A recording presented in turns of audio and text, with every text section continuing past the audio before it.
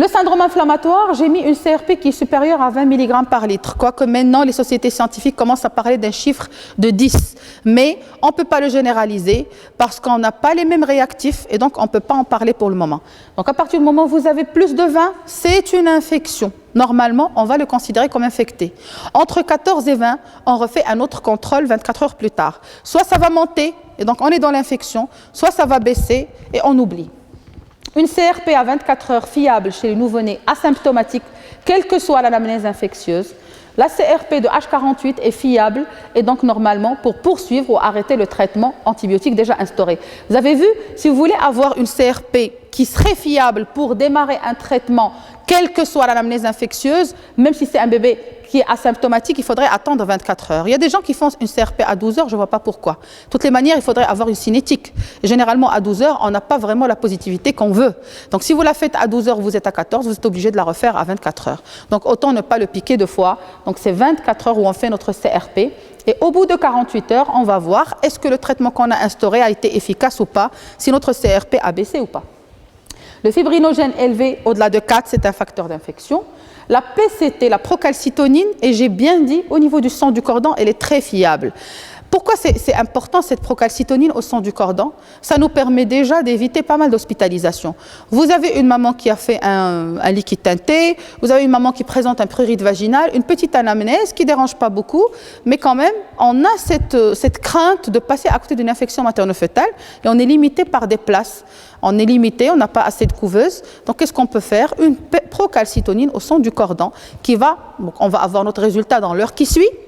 Et donc, on pourra savoir, est-ce qu'on va prendre ce bébé d'emblée ou pas? Si elle est négative, vous oubliez, vous donnez le bébé à sa mère. Et bien sûr, il faudrait qu'il soit asymptomatique. Si elle est positive, c'est systématiquement l'hospitalisation et la prise en charge par antibiothérapie. La bactériologie avant tout traitement antibiotique. Et ça, c'est très important.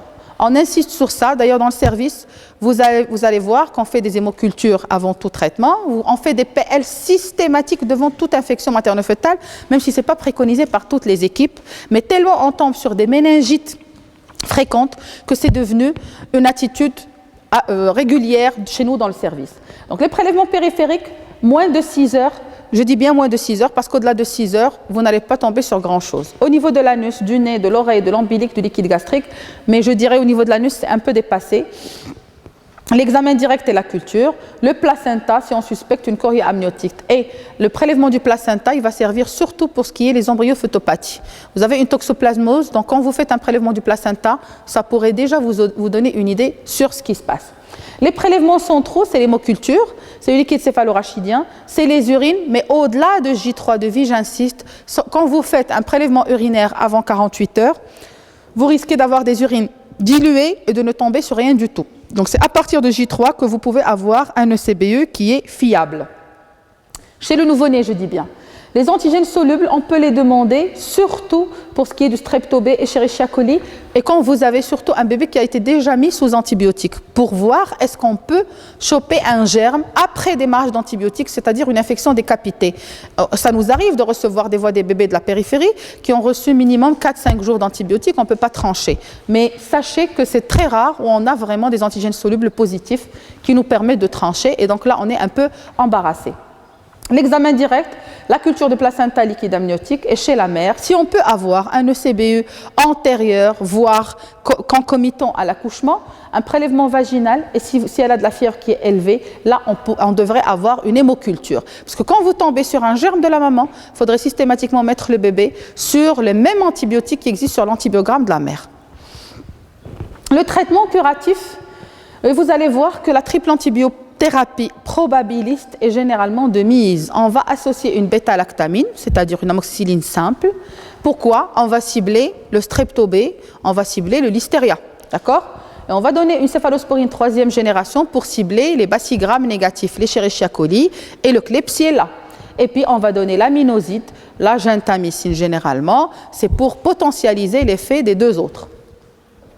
On va adapter l'antibiotique secondairement selon les résultats bactériologiques au bout de 48 heures. C'est-à-dire, on ne va pas garder éternellement ce bébé idéalement sous triple antibiothérapie, mais là encore faut-il avoir une bactériologie qui est fiable. C'est-à-dire, vous devriez tomber sur un germe pour pouvoir se dire, est-ce qu'on va arrêter tel antibiotique ou tel antibiotique? Maintenant, si vous n'avez aucun germe et que vous avez quand même un enfant qui est infecté, vous êtes obligé de continuer. Si vous suspectez un strepto B ou une listériose, c'est le bêta-lactamine, je l'ai bien dit. C'est 100 mg kg/jour, ça c'est la dose ordinaire, pas la dose méningée, avec l'aminoside. Si vous suspectez un bacille gram négatif type Klebsiella ou Escherichia coli, vous donnez la céphalosporine 3e génération 100 mg ou ceftriaxone 50, parce que là, quand c'est le céfotaxime, c'est 100 mg kg/jour. C'est parce qu'on change de molécule, on va changer de dose. Et ce n'est pas la dose méningée, celle-là, pour les céfotaximes. Le céfotaxime, c'est le claforan, c'est le kéfotax, c'est la famille qui suit. La ceftriaxone, c'est 50 mg kg/jour, mais toujours en association avec l'aminoside. Maintenant, si vous avez une méningite, tout va doubler. Si c'est la ceftriaxone, on va passer à 100. Si c'est le céfotaxime, on va passer à 200. Et si c'est l'ampicilline, on va passer à 200 d'emblée. La durée de traitement, quand vous avez une septicémie, c'est 8 jours. Quand c'est une méningite, c'est 15 à 21 jours, ça dépendra du germe. Et vous allez voir que la plupart du temps, on a des méningites qui sont mises sous 21 jours de traitement. Vous allez me poser la question pourquoi? Parce que tout simplement, on n'est pas tombé sur un germe et vous avez une méningite. Vous avez des blancs qui sont là et vous avez une réaction, une protéinorachie qui est au plafond. Donc vous avez une méningite d'allure bactérienne, mais vous ne tombez pas sur un germe. Vous êtes obligé de continuer jusqu'à 21 jours. Parce que si vous vous arrêtez à 2 jours, à 2 semaines, alors que ce n'était pas un strepto B à la base, vous risquez de bousiller le cerveau de ce bébé. Donc quand on n'a pas de germe, on est obligé de continuer sur 3 semaines. On va arrêter l'aminoside au bout de 48 à 72 heures de traitement. Le traitement symptomatique, c'est clair, on ne va pas mettre que les antibiotiques. Si c'est un bébé qui est infecté, il risque de faire une hypothermie, donc il faudrait le mettre en incubateur. Il faudrait assurer un équilibre thermique, apporter des calories assez suffisantes pour qu'il pousse. L'oxygénothérapie ou la ventilation, s'il a besoin de ça, surtout en cas de sepsis sévère. Et bien sûr, s'il a un état de choc, traiter cet état de choc. En préventif, dépister et traiter les infections maternelles pendant la grossesse, ça c'est très important parce que si vous arrivez à traiter une maman, le bébé ne va pas souffrir par la suite. Une antibioprophylaxie pour les mères porteuses de strepto B, idéalement, si vous avez un portage vaginal qui est fait entre 34 et 36 semaines chez les mamans enceintes, les règles d'hygiène et d'asepsie pendant l'accouchement et après la naissance, parce que des fois, c'est des germes que nous ramenons nous-mêmes à ces bébés-là, on peut les infecter. Donc l'infection materno-fœtale, elle est chopée depuis la maman, et la postnatale, elle est chopée par les mains, soit du personnel soignant, soit de l'entourage aussi. Les infections particulières, vous avez quelques infections, mais qui ne sont pas très courantes, type infection à chlamydier. Donc le chlamydier, sachez que c'est un germe qui est sexuellement transmissible. Donc l'infection maternelle, elle est là, mais la maman, elle est généralement asymptomatique, et c'est ce qui fait la gravité de la chose. La contamination du nouveau-né va se faire lors du passage de la filière génitale. Et donc, ce n'est que la symptomatologie qu'on va voir par la suite, type conjonctivite néonatale qui va survenir à partir de J5 de vie et jusqu'à J10. Avec la rhinite, c'est un tableau qui pourrait simuler une pathologie virale parce que vous avez une conjonctivite, vous avez une petite rhinite, mais une pneumopathie interstitielle, mais qui va survenir un peu tardivement. Généralement, nous, on ne les reçoit pas au stade de conjonctivite, voire rhinite, parce que généralement, ils mettent la conjonctivite sur le compte de la naissance. Ils se disent peut-être que lors du passage de la filière, soit la tobramycine n'a pas été prise à temps, soit on n'a pas prescrit de collyre, et donc généralement on peut passer à côté. Mais quand il nous arrive avec une pneumopathie interstitielle et qu'on repose les questions aux mamans, est-ce qu'il avait eu une conjonctivite pendant la première semaine, voire une rhinite, et que ça colle bien, là il faudrait le suspecter. On ne va pas se mettre à chercher le chlamydier sur ces prélèvements-là parce que c'est hyper cher comme examen. On le fait quand vous faites des études statistiques ou alors des recherches plus poussées.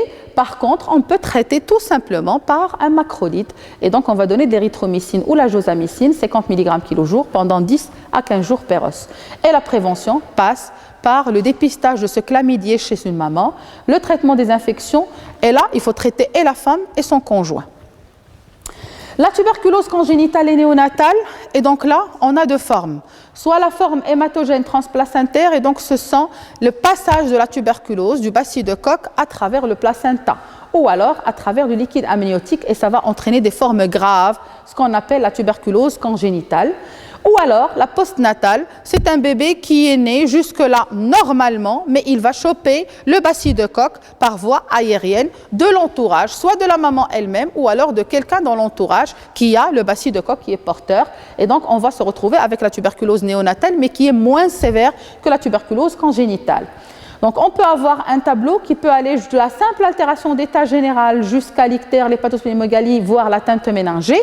On va rechercher notre bacille de coque dans le liquide amniotique, le placenta, le liquide gastrique, le LCR et faire une intradermoréaction. Mais déjà, il faudrait avoir un comptage et se mettre toujours en tête qu'on est dans un pays d'endémie tuberculeuse. Donc, la tuberculose peut toujours exister. Et sachez que le vaccin, il ne vaccine que contre les deux formes sévères de tuberculose. Vous le savez ou pas?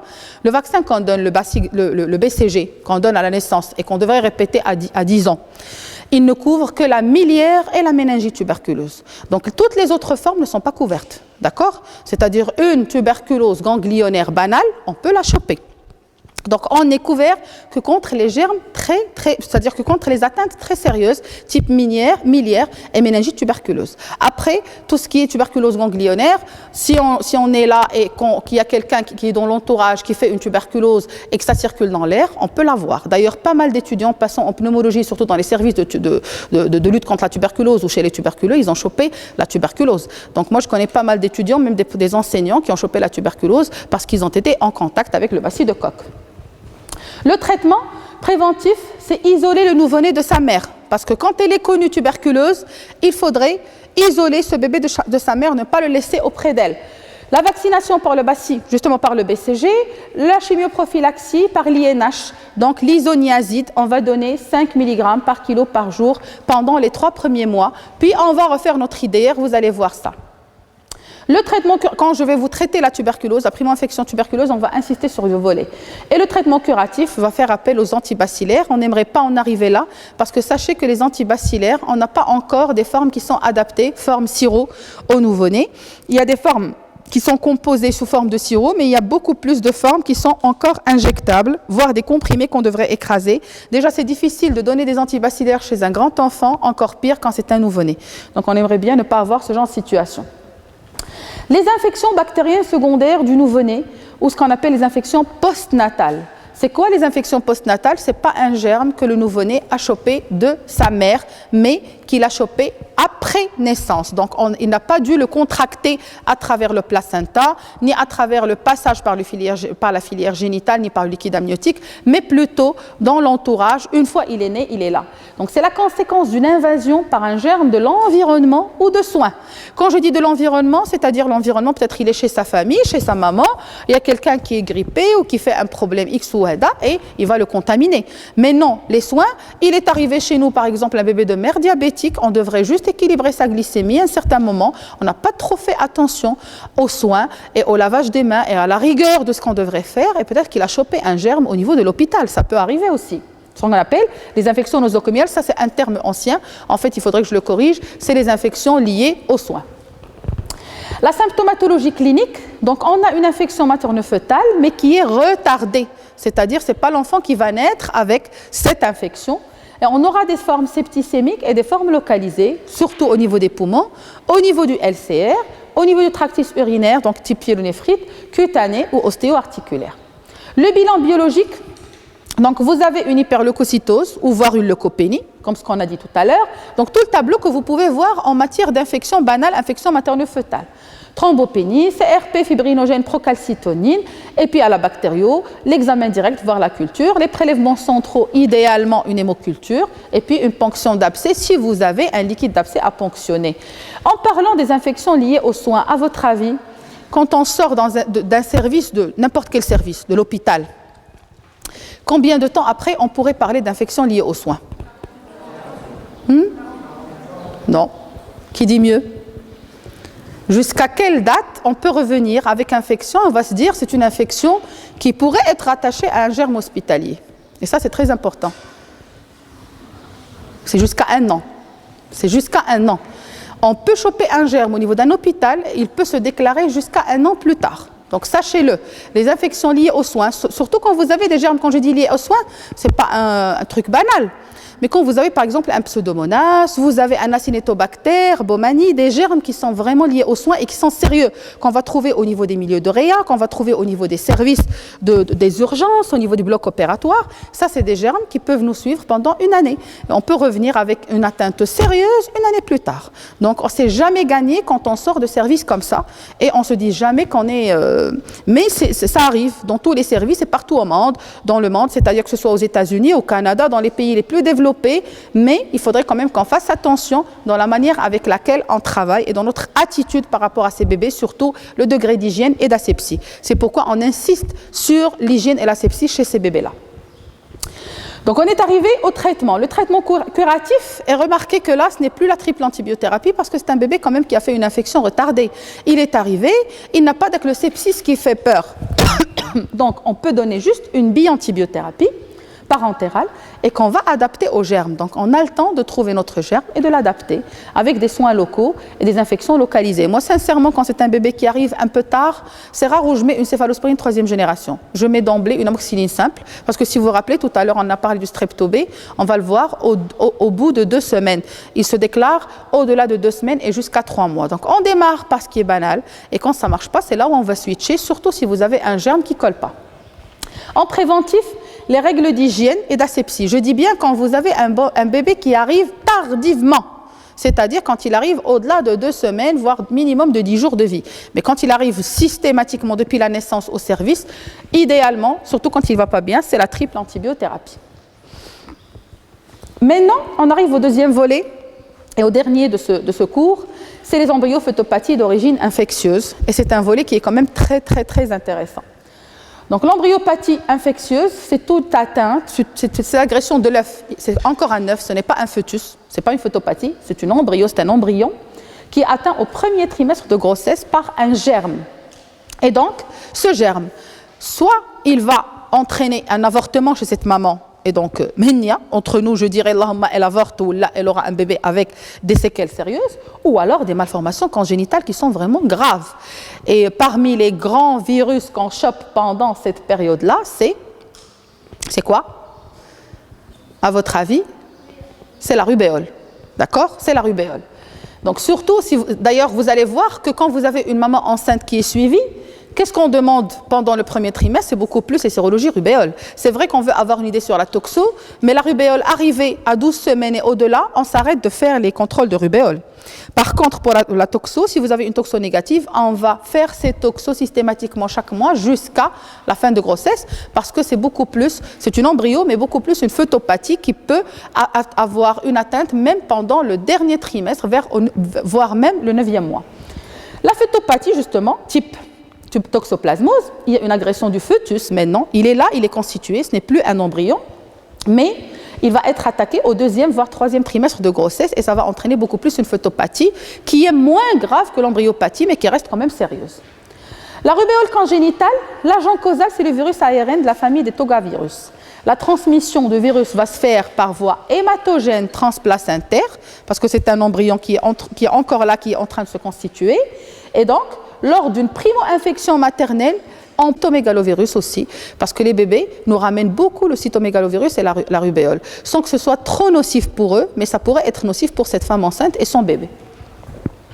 Les signes cliniques, on a un syndrome malformatif dans la rubéole, type embryopathie rubéolique, on aura la triade. Les malformations cardiaques, c'est sérieux, c'est un bébé qui peut avoir une cardiopathie type persistance du canal artériel qui reste banal, une CIV, voire une CIA, des atteintes oculaires type cataracte, microphthalmie, glaucome, rétinopathie. Et quand vous avez une rubéole, vous avez vraiment un faciès un peu particulier, des yeux qui sont vraiment tout petits, avec une petite tête. Et puis, on peut avoir aussi une rétinopathie et des atteintes auditives type surdité de perception. Donc, retenez-le, quand vous avez une atteinte des yeux, des oreilles, une atteinte cardiaque, il faudrait penser à la rubéole congénitale. Et il y a aussi la rubéole congénitale évolutive, et donc on aura la phytopathie avec le type maladie hémorragique, atteinte viscérale, atteinte neurologique et des atteintes osseuses. Le diagnostic, La rubéole maternelle, c'est facile à diagnostiquer. Donc, on demande une sérologie IgM. Donc, généralement, les IgM, les IgG. Les IgG, quand ils sont positifs, on est à l'aise. Elle a eu un contact avec la rubéole bien avant la grossesse, donc on est rassuré. C'est une maman qui ne risque pas de choper la rubéole étant enceinte. Ou là, elle a été vaccinée. C'est pourquoi on invite toutes les femmes ici présentes à se faire vacciner et à faire vacciner les femmes de leur entourage, les filles, je dis bien. Parce que par la suite, vous êtes à l'aise. Au moins, vous éliminez un risque de votre vie. Et puis, par contre, les IgM, quand ils sont positifs avec des IgG qui sont négatifs, là, c'est une rubéole récente. Et donc, là, il y a le risque énorme de passage chez le nouveau-né. Donc, le tableau clinique chez le nouveau-né peut être aussi évocateur, si on n'a pas de sérologie qui a été faite chez la maman. Les données biologiques et sérologiques qui peuvent mettre en évidence le virus dans le pharynx, dans le liquide céphalorachidien, les urines, et on pourrait avoir une sécrétion persistante toute la première année de vie. C'est-à-dire un bébé qu'on peut recevoir vers 6 mois avec une petite microphthalmie, avec une petite cataracte, avec des atteintes métaphysaires qui pourraient nous faire suspecter une rubéole congénitale. Jusqu'à 1 an, on peut avoir une sérologie qui est positive et qui est en faveur d'une rubéole congénitale. Et puis, bien sûr, la sérologie IgM et IgG qui sont spécifiques chez le nouveau-né. L'évolution à court terme et à long terme, on peut avoir déjà la surdité qui est là et qu'on devrait corriger, une atteinte neuropsychique, neurologique, voire endocrinienne, ce qui est vraiment sérieux. Le traitement curatif, c'est surtout symptomatique, c'est ce qui est dommage. Quand vous avez une rubéole qui est déjà là, une surdité, elle est là, il faut la corriger symptomatiquement, on ne peut pas lui implanter de nouvelles oreilles. On a une cataracte, il faut la corriger, un glaucome pareil. Et le préventif, c'est très, très, très important, c'est pourquoi il faut jouer sur le volet du préventif. Une vaccination antirubéolique, en dehors de la grossesse par un vaccin vivant atténué pour toutes les filles. Généralement, maintenant, c'est intégré au niveau du programme national d'immunisation depuis quelques années, chez même les petites filles, à partir de 6 ans jusque-là. Et là, on va commencer à le faire à partir de 9 mois, à l'occasion du vaccin pour la rougeole. Par contre, pour votre génération, vous n'en avez pas bénéficié. Donc, avis aux amateurs, faites-vous vacciner les filles. Donc, normalement, vaccination des fillettes dans l'enfance, au plus tard des femmes séronégatives, sous contraception orale. Il faudrait faire attention. Quand c'est une femme qui peut avoir des enfants, il faudrait qu'elle soit sous contraception orale 1 mois avant et 2 mois après le vaccin, parce que quand on n'a pas encore vacciné ou alors quand on donne, il y a le risque de passage et donc le risque de choper la rubéole à cause du vaccin. Donc la surveillance des sérologies de la grossesse chez les femmes non immunisées. Maintenant, vous avez une femme qui est non immunisée, elle n'a pas reçu de vaccin, elle n'a jamais été en contact avec la rubéole, il faudrait qu'on surveille cette sérologie jusqu'à minimum 12 semaines, jusqu'à dépasser la phase où on peut avoir l'embryopathie rubéolique. La toxoplasmose congénitale, l'agent causal, c'est le parasite Toxoplasma gondii. Donc l'hôte définitif, c'est le chat. C'est pourquoi quand vous avez une maman qui a une toxée négative, on lui dit « Faites attention madame, il ne faut pas avoir de contact avec les chats ». C'est pourquoi on lui demande de ne pas être en contact avec les produits de jardinage. Parce que les chats, elles mettent leur déjection au niveau des jardins, au niveau de là où il y a des plantes. La contamination de la mère non immunisée va donner une toxoplasmose pendant la grossesse par l'ingestion d'aliments qui sont contaminés. C'est pourquoi quand c'est une maman qui a une toxo négative, il faudrait qu'elle fasse attention à ce qu'elle mange. Les salades vertes, les fraises, il y a des choses à éviter ou alors à laver vraiment abondamment. Vraiment, il faut faire attention. Les viandes, surtout les viandes saignantes, pas de steak saignant quand c'est une maman qui a une toxo négative. Et là, je vous dis ça par expérience parce que lors de mes 2 grossesses, j'avais une toxo négative et donc c'est vraiment écœurant parce qu'il faudrait faire attention pendant toute la grossesse. Si vous chopez la toxo étant enceinte, c'est bonjour les dégâts chez le bébé et donc il faudrait quand même faire attention. La contamination du fœtus va se faire par voie transplacentaire et c'est sérieux. La symptomatologie clinique, avortement, prématurité, hypotrophie. Et donc, on peut avoir des formes symptomatiques, ce qu'on appelle la toxo aiguë généralisée. Donc, c'est une triade caractéristique avec ictère, purpura, myocardite et signe neurologique. Pas une triade, il y a un critère qui est de plus. L'encéphalomyélite congénitale. Et là, je retiens beaucoup plus l'hydrocéphalie et les calcifications, la microphthalmie, les calcifications intracrâniennes. Donc, ces 2 paramètres, vous allez les voir aussi dans l'infection par cytomégalovirus. Donc, là, comme retenez-moi les grands titres, les grandes lignes en matière d'embryophétopathie. Je dis bien. Donc, quand je parle de microphthalmie, de cataracte, de glaucome, de surdité, d'atteinte métaphysaire, c'est beaucoup plus la rubéole. Quand je parle d'hydrocéphalie, Bon, microcéphalie, c'est un facteur en commun, mais beaucoup plus les calcifications intracrâniennes et la choriorétinite. Vous allez voir qu'on va voir ça aussi, aussi bien dans la toxo que dans l'infection à cytomégalovirus. Les formes mono ou oligosymptomatiques, on passe. Les formes asymptomatiques latentes, là aussi, vous avez un enfant qui va tout à fait bien, il n'y a rien, mais juste sérologiquement, on a une toxo qui est là et qui est positive, on passe aussi. Donc le diagnostic, on peut avoir des signes qui sont en faveur. Par contre, la sérologie chez la mère et le nouveau-né va nous poser le diagnostic et on va avoir des IgG et des IgM qui sont positives. On peut avoir un parasite qui est mis en évidence au niveau du placenta, mais il faudrait y penser tant que le placenta est là. Parce que quand vous pensez à une toxo, généralement, l'enfant, il est déjà chez nous en néonate et le placenta, il est déjà à la poubelle. Donc, il faudrait quand même qu'on fasse attention. Dès qu'on a des signes qui peuvent évoquer ça, type hydrocéphalie, qu'est-ce qui pourrait se voir, c'est beaucoup plus l'hydrocéphalie, des fois même une petite microcéphalie. Il faudrait penser à prélever ce placenta. Surtout si vous avez une sérologie qui s'est positivée pendant la grossesse. L'examen ophtalmologique, le TF et la TDM cérébrale. Le traitement curatif, selon la gravité clinique, mais là aussi c'est un traitement qui est soit symptomatique, quand je dirais symptomatique, c'est-à-dire on n'a pas vraiment de grands résultats. Donc on va donner des cures, ce qu'on appelle le malocide, la sulfadiazine et l'acide folinique, généralement pendant 1 à 2 ans. Et avant la confirmation diagnostique, on peut donner juste la spiramycine. D'ailleurs, c'est le même traitement qu'on va donner à une maman qui a fait une conversion de la toxo, c'est-à-dire qui était toxo-négative, mais pendant la grossesse, elle a converti sa sérologie et on s'est retrouvé avec une toxo qui s'est positivée. Donc, c'est la même thérapeutique qu'on va donner chez la maman pendant la grossesse. Le traitement préventif, avant la grossesse, quand je dis curatif, s'il a une hydrocéphalie, vous allez corriger symptomatiquement, ça ne va pas faire résorber l'hydrocéphalie, il a déjà une grosse tête. Donc il faudrait soit la dériver, donc il faut voir avec le neurochir si elle est active ou si elle n'est pas active, il faut la respecter. Donc comme quoi, c'est vrai, on parle de traitement curatif, mais les séquelles sont déjà là. Le préventif, avant la grossesse, il faut consommer les viandes saignantes. Donc là, je dis aussi avis aux amateurs, parce que de toutes les manières, on ne se fait pas vacciner contre la toxo. Donc il faudrait la choper étant jeune fille avant d'avoir des enfants. Jouez avec les chats, faites ce que vous voulez maintenant, mangez les steaks saignants à volonté et généralement, on pourrait positiver notre toxo. Mais la femme enceinte, tout ce qu'on fait là devrait être interdit chez elle si elle n'est pas immunisée. Si elle a une toxo négative, il faudrait qu'elle se fasse protéger pendant les 9 mois et jusqu'à la fin de la grossesse. Donc il faut donner des viandes qui sont bien cuites, je dis bien. Il faut laver les légumes, donner des fruits crus mais qui sont vraiment bien lavés. Éviter le contact avec les chats, surtout lors déjection. C'est pourquoi quand les produits de jardinage, il faut faire attention. Il y a des mamans, ça va vous paraître bizarre, mais ce n'est pas dans notre contexte. Il y a des mamans qui bliment le jardinage. Donc même en portant les gants, elle peut se faire toucher avec un truc, elle peut choper la tox. L'herpès néonatal, l'agent causal, c'est l'herpès simplex virus. La transmission peut être possible in utero, et donc ça peut entraîner une embryophétopathie. Et il y a l'herpès néonatal par passage de la filière génitale et c'est ce qu'on voudrait éviter. Vous avez une maman qui a un herpès vaginal qui est visible. L'herpès, vous avez les boutons d'herpès, comme ce qu'on voit sur les bouches quand on a un bouton d'herpès, on peut le voir au niveau des parties intimes. Et donc là, il faudrait faire attention. La clinique, elle est polymorphe. Ça peut aller de la simple prématurité ou l'hypotrophie jusqu'à des signes de septicémie avec une méningoencéphalite herpétique qui est très sérieuse et très sévère et des séquelles neurologiques qu'on peut garder à vie, une kératoconjonctivite, une atteinte vésiculeuse typique. Donc, à partir du moment où vous avez, moi ça m'arrive, quand je vois un bébé qui est plein de vésicules, première des choses, d'apporter des gants. Parce que quand même, c'est contagieux. Donc, on va l'examiner soigneusement avec des gants.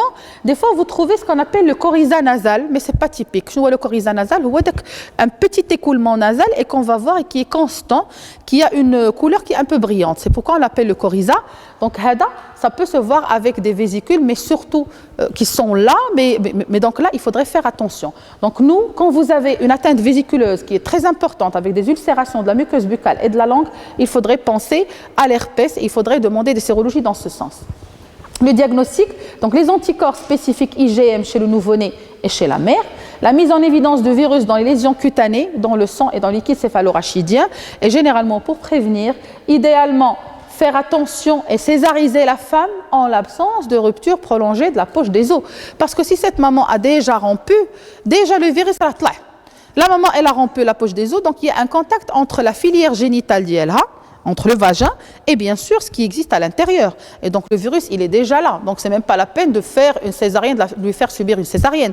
Mais non, c'est une maman qui a une poche des os qui est encore intacte, elle n'a pas commencé à contracter, vaut mieux la césariser avant qu'il y ait ce contact avec le virus de l'herpès, bien sûr tout en mettant nos précautions d'hygiène. Avant, ce qu'on mettait, c'est quand on acceptait la voix basse, mais en mettant un bain bétadiné. On parlait de bain bétadiné, c'est-à-dire vous mettez tellement de bétadine pour que lors du passage, ça ne touche pas le nouveau-né. Maintenant, sachez que la bétadine, tout le monde le sait, elle est contre-indiquée formellement chez le nouveau-né parce que ça peut bloquer l'axe thyroïdien, hypothalamo-hypophysaire, et donc on peut se retrouver avec des troubles thyroïdiens par la suite. C'est pourquoi d'ailleurs, même dans les services de néonat, on ne désinfecte jamais avec de la bétadine. On met de la chlorhexidine, même pas l'alcool, mais beaucoup plus la chlorhexidine parce qu'elle n'est pas agressive pour la peau des bébés. L'infection à cytomégalovirus, l'agent causal c'est l'herpès virus toujours. La transmission va se faire par passage transplacentaire et donc on aura une atteinte pluriviscérale. Donc retenez que vous avez presque les mêmes lésions que vous allez voir dans la toxo. Vous aurez une choriorétinite, vous auriez des calcifications intracrâniennes, des dilatations ventriculaires qui pourraient être responsables d'hydrocéphalie. Donc c'est presque le même tableau, des microcéphalies aussi, donc presque le même tableau qu'on va trouver en matière de toxoplasmose. La forme sévère, on peut avoir une septicémie et les formes polysymptomatiques, on s'en fout, voire les formes asymptomatiques. Le diagnostic, c'est la mise en évidence du virus. Donc quand on cherche le virus, c'est au niveau des urines, surtout. Les inclusions nucléaires qui sont caractéristiques, on ne le fait pas. Nous, on cherche beaucoup plus le virus au niveau des urines. Ça peut nous arriver aussi de faire des IgM spécifiques.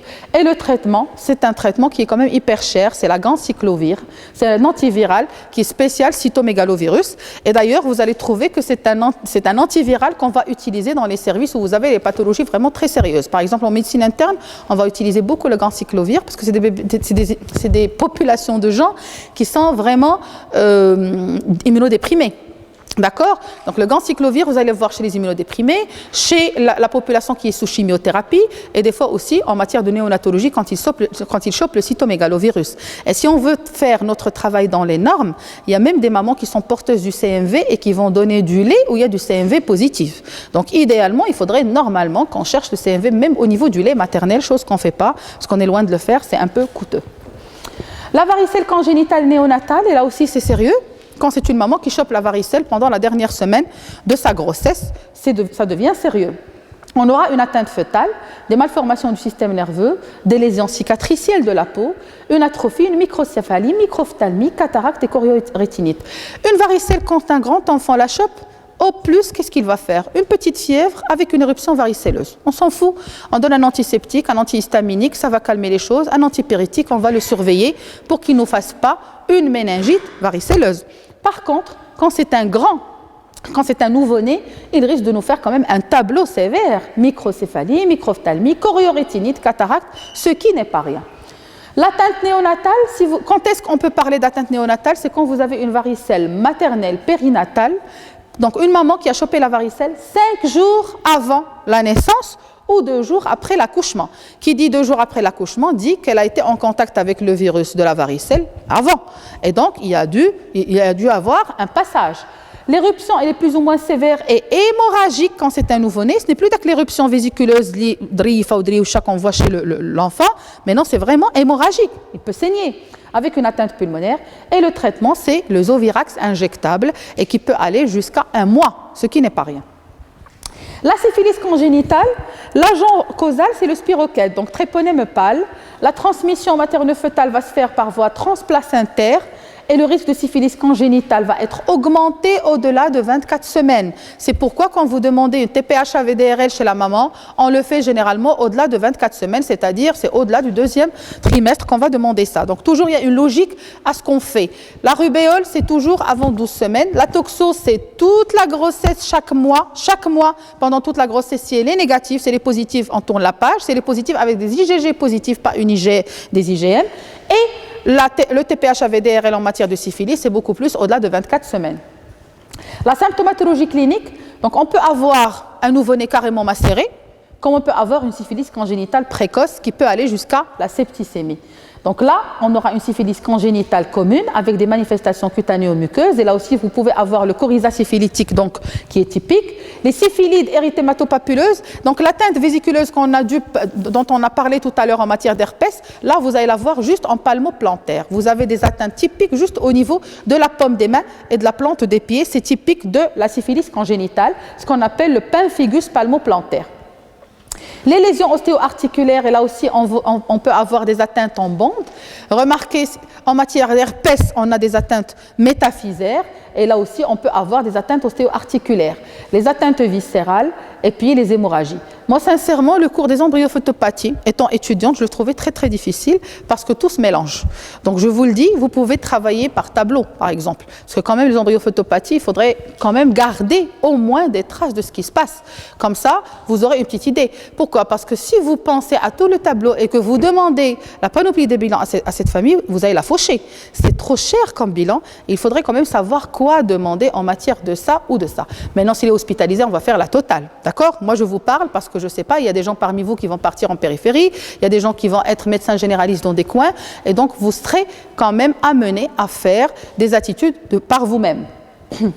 La syphilis congénitale tardive, on peut la voir au-delà de 2 ans, c'est ce qu'on appelle la triade de Hutchinson, et donc on aura une atteinte dentaire, une anarchie au niveau des dents, une atteinte oculaire et une atteinte de la 8e paire crânienne, c'est-à-dire des fois une surdité. Donc quand vous avez cette triade symptomatique au-delà de 2 ans, il faudrait penser à une syphilis congénitale qui est passée inaperçue et qui est tardive. Le diagnostic biologique, c'est surtout la sérologie chez la mère et le nouveau-né. Et sachez que quand vous demandez une TPH-AVDRL, il faut toujours la comparer avec la TPH-AVDRL de la maman. Elle devrait être 4 fois la valeur de la mère, justement.